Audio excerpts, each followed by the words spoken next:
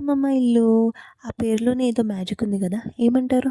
నేనైతే చాలా డేస్ తర్వాత ఫుల్ ఎక్సైట్‌మెంట్, ఫుల్ హ్యాపీ తోటి నేను, మా మమ్మీ, మా చిన్నోడు అందరం పోతున్నాం మా అమ్మమ్మ వాళ్ళ ఇంటికి.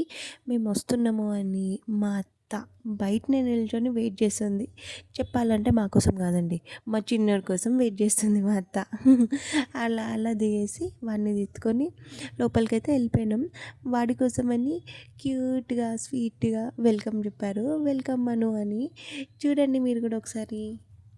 కూటిలోనే స్వర్గముందిలే, అరే చిన్ని చిన్ని గుండెల్లో నా ప్రేమ ఇంకిపోదులే, సీతకొక చిలుకకు చీరలందుకు, అరే ప్రేమ ఉంటే చాలునంట, డబ్బు గిప్పులెందుకంట, పచ్చని చిలకలు తోడుంటే ఆడే కోయిల వెంటుంటే.